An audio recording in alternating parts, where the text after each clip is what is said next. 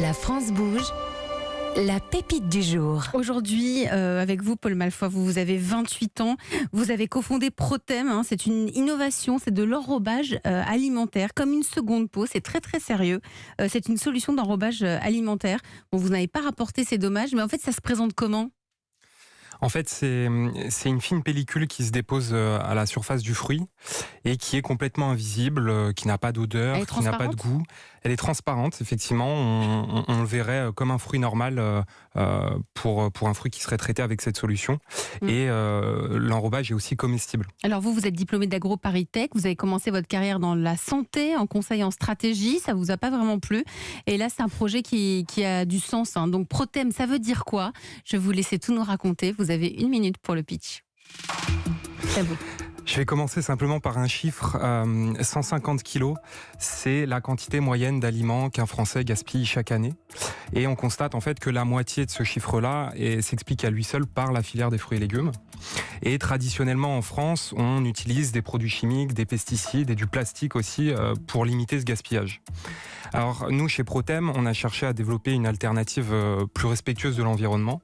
Et on a donc développé une solution d'enrobage alimentaire pour les fruits et les légumes qui prolonge leur durée de conservation et les protège contre les maladies de stockage.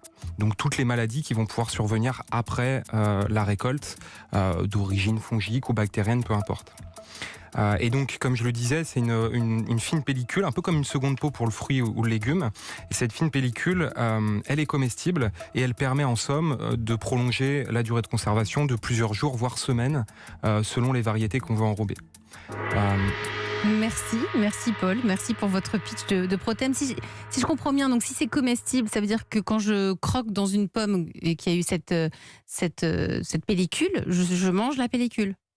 Exactement, on peut aussi la retirer, c'est quelque chose qui s'enlève assez facilement sous l'eau. C'est un peu comme le fil quand on achète un téléphone portable qui est dessus, qu'on recouvre et qu'on retire, le petit fil transparent. Oui, sauf que pour le coup, c'est vraiment pas palpable, c'est pas physique, on peut pas vraiment le sentir au toucher. Par contre, quand on le rince à l'eau claire, ça forme une sorte de gel, donc on peut le voir disparaître assez facilement si on est réticent toutefois. Donc si je rince ma pomme avec votre fil, ça va se dissoudre ? Oui, voilà, c'est très sensible à l'eau, effectivement.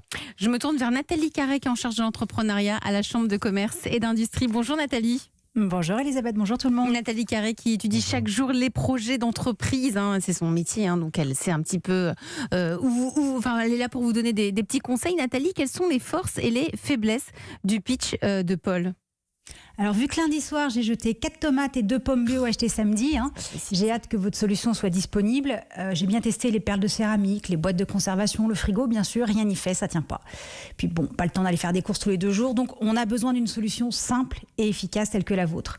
Et en plus, ce qui est intéressant dans votre solution, c'est que c'est pas un nouveau process, c'est pas de nouvelle machine à acquérir. En fait, il s'agit simplement, entre guillemets, de remplacer un intrant par un autre, beaucoup plus écologique et plus efficace. Et puis, bravo, sur votre site, vous parlez de votre concept, d'agriculture écologiquement intensive. Je trouve ça génial. Vous rapprochez en fait 2 situations existantes qui se regardent un peu en chien de faïence en fait, alors qu'il y a du bon à prendre dans les 2 techniques. Bon, ça c'est pour les points positifs, c'est vachement bien. Vous cochez beaucoup de cases. Maintenant, il y a quelques points à améliorer, notamment pour faire connaître Protem, Nathalie. Ben oui, parce que en fait, votre solution s'adresse aux producteurs, mais finalement, les personnes directement concernées par le gaspillage, parce que ça touche le porte-monnaie quand même, c'est les professionnels de la restauration, les particuliers, mais aussi les distributeurs. J'ai lu qu'ils jetaient à peu près 10% de leur volume de fruits et légumes. Du coup, peut-être qu'il faut partir de la fin de la chaîne, le consommateur, pour qu'il fasse pression, entre guillemets, sur les distributeurs et les producteurs, comme ce fut le cas en fait avec Yuka. Alors, on pourrait imaginer des actions collectives avec les consommateurs, d'abord sur la contribution financière. Peut-être que vous pourriez organiser, à côté d'une levée de fonds traditionnelle, une forme de scope pour impliquer le plus grand nombre avec des restaurateurs traditionnels, des restaurateurs de cuisine collective, des particuliers, pourquoi pas des distributeurs ou des producteurs bio. L'idée, ça serait de créer un collectif qui pourrait tester votre solution, pourquoi pas à la maison, avec un petit pulvérisateur. Le but, c'est que le plus de personnes en parlent pour que ça devienne une évidence pour tout le monde. On devrait tous avoir notre petit Protem à la maison. Si on pouvait, ça serait vraiment top. Et puis, certains de ces contributeurs pourraient devenir des ambassadeurs sur les territoires pour aller voir les producteurs et travailler avec eux sur les conditions de mise en œuvre de votre solution, de façon à ce que vous ayez des retours terrain et une sorte en fait de force commerciale à grande échelle. Mais il faut motiver tout ce petit monde à investir, à promouvoir votre solution. Donc il faudrait expliquer plus et prouver un peu plus sur votre site. Alors prenez le cas d'usage d'un producteur avec sa culture de pommes.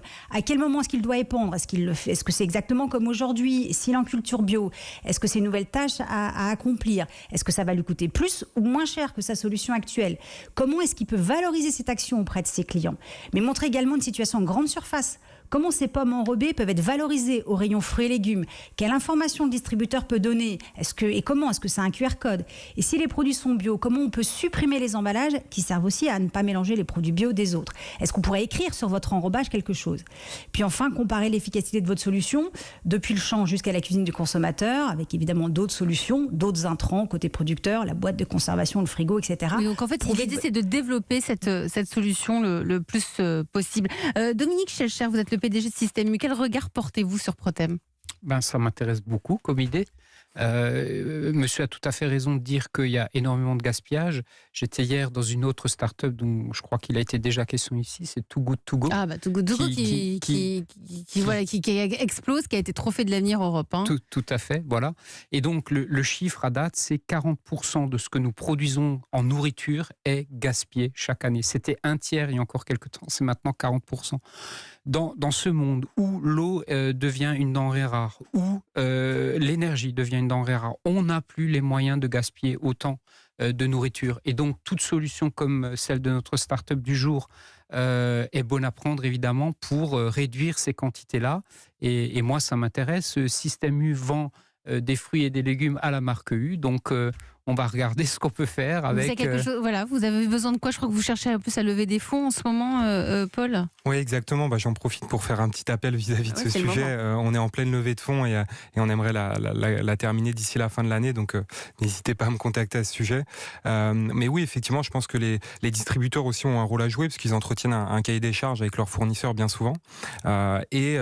Sinon, d'être les clients ou les acheteurs de notre solution, ils peuvent tout du moins être prescripteurs dans une certaine mesure. Et ça, c'est des choses effectivement qu'on explore. En tout cas, si vous avez aussi, vous, envie de nous contacter pour nous envoyer votre projet d'entreprise, parce que la France Bouge, c'est aussi une France à la découverte des startups. Il n'y a qu'une seule adresse, Nathalie Carré.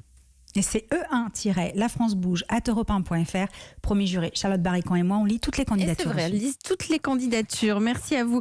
Messieurs, vous restez autour de la table de la France Bouge avec tout de suite cette question. Vous faites quoi pour vos salariés, pour qu'ils se sentent bien? Parce que oui, c'est la crise, mais quand même, il faut qu'on se sente bien au travail. Europe 1, la France bouge. Demain, au travail.